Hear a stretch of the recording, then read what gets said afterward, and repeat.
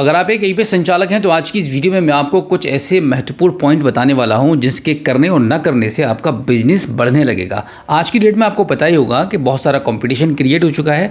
आपने एक साल पहले अगर दुकान को ओपन किया है तो आपके बराबर में 5 शॉप ऑलरेडी और ओपन हो चुकी होंगी एक साल के अंदर।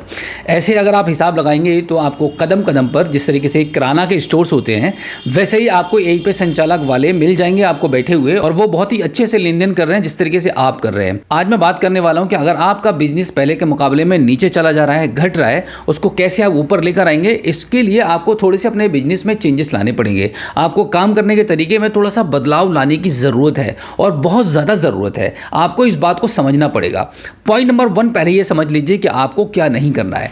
आपको करना ये नहीं है कि अगर आप अपने शॉप पर अपने कस्टमर से कुछ भी छोटा मोटा सर्विस चार्ज लेते हैं तो आप ऐसा मान के चलिएगा कि आप 500 रुपये से लेके यानी कि 100 रुपये से रख लीजिए, 100 रुपीज़ से लेकर 2000 रुपये तक आप कोई भी अपना सर्विस चार्ज अपने ग्राहक से लेना बंद कर दीजिए। अगर आप ऐसा करेंगे तो क्या होगा कि आपके यहाँ पर ट्रांजैक्शंस की स्पीड बढ़ जाएगी, ग्राहक आपके पास चलकर खुद आने लगेगा। क्योंकि जितने भी मजदूर टाइप के लोग हैं या जिनके अकाउंट में पैसा छोटा छोटा आता है और वो पैसा निकाल कर अपना घर का खर्चा चलाना चाहते हैं, तो ऐसे लोगों का काम अगर आप 100 रुपये से लेकर 2000 रुपये तक बिल्कुल फ्री ऑफ कॉस्ट करेंगे तो ऐसे लोगों की जो तादाद है आपकी शॉप पर आने की वो बढ़ जाएगी। क्योंकि आपको एडवर्टीजमेंट करने की ज़रूरत नहीं है। जब आप ये काम फ्री में करने लगेंगे तो वो कस्टमर जो आपके यहाँ पर ट्रांजैक्शंस कर रहे हैं वो खुद आपका ऐड करेंगे, वो खुद आपके बारे में बताएंगे कि वहाँ जाइए कि इतने रुपए तक अगर आपको निकालना है तो एक्स्ट्रा कोई भी चार्ज आपसे नहीं लगने वाला है।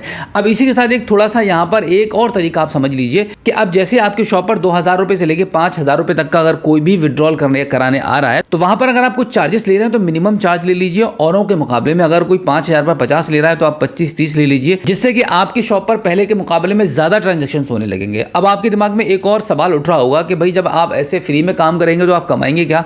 यहाँ पर एक बात मैं आपको बता दूं कि आपका एक सेंटर है, एक प्रिंटर है, आपके पास कंप्यूटर है, सब कुछ है। आप फोटोकॉपी भी करते हैं, फोटो भी बनाते हैं, ऑनलाइन फॉर्म भी फिल करते हैं। तो इस प्रकार के जितने भी काम है, पैन कार्ड अप्लाई करना हो गया, वो सब काम आपको ही मिलने लगेगा। जब आप कोई एक काम फ्री में करेंगे तो दूसरे काम जहाँ से आपको पैसे की इनकम होगी, जहाँ से आप पैसा कमा पाएंगे, वो काम भी ग्राहक आपसे आकर कराने लगेगा। अगर आप आज किसी का 500 रुपये का बैलेंस निकाल रहे हैं बिल्कुल फ्री ऑफ कॉस्ट, तो वही ग्राहक जब भी ज़रूरत पड़ेगी ऐसा कुछ काम कराने की तो वो आपकी शॉप पर ही जाएगा। तो यहाँ से आपकी एक मार्केट वैल्यू बनना शुरू हो जाएगी, आपके मार्केट में एक अलग ही इमेज क्रिएट होना शुरू हो जाएगी। तो ये आपसे ये काम आपको स्टार्ट कर देना होगा। अब आपको क्या नहीं करना है वो समझ लीजिए। आपकी शॉप पर जो भी ग्राहक आता है, अगर कोई बैलेंस इंक्वायरी करवाना चाह रहा है तो बैलेंस इंक्वायरी करते टाइम आपको बिल्कुल भी इरिटेट नहीं होना है।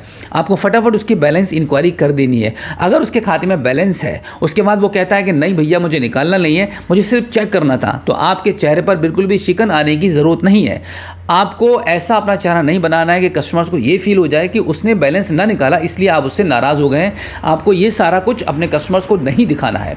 क्योंकि जब आप किसी का बैलेंस को इंक्वायरी करके बताएंगे और बिल्कुल फ्री ऑफ कॉस्ट बताएंगे, आप बिल्कुल मुस्कुराकर उसका काम कर रहे हैं, तो नेक्स्ट टाइम जब भी उसको पैसा निकालने की ज़रूरत पड़ेगी वो आपके पास ही चलकर आएगा और आपके इनकम करवाएगा। और इसी के साथ में और भी काम जितने भी होंगे, उसको पैन कार्ड बनाना, फ़ोटो निकलवाना है, फ़ोटोकॉपी करानी है, फॉर्म ऑनलाइन कराना है, या फिर उसको कोई लेमिनेशन कराना है, यानी कि जो भी आप काम करते हैं उनमें से कुछ भी वर्क उसको कराना रहेगा तो वो आपके पास ही आएगा। आपकी मार्केट वैल्यू बनेगी। आप जब अपने कस्टमर्स को वैल्यू देना शुरू कर देंगे तो कस्टमर आपको वैल्यू देना शुरू कर देगा। तो यही एक तरीका है कि आज के टाइम पे अगर आपको कंपटीशन महसूस हो रहा है तो आप इस तरीके से काम कीजिए, वर्क कीजिए, आपका काम बढ़ेगा और आपकी इनकम भी बढ़ेगी। और एक छोटी सी और बात मैं आपको बता दूं कि कैश विड्रॉल के अलावा बहुत सारे कुछ ऐसे भी काम आपके पास होंगे जिनके रेट आपको कम नहीं करने हैं, जिनमें आपको कोई भी कंप्रोमाइज नहीं करना है। क्योंकि जो काम आप अच्छे से कर सकते हैं वो दूसरा नहीं कर पाएगा। तो ऐसे कामों को आप रेट फिक्स कीजिए। जितना आपको लगता है कि किसी भी एक काम के करने के आपको इतने पैसे लेना चाहिए, आप उतने लीजिए,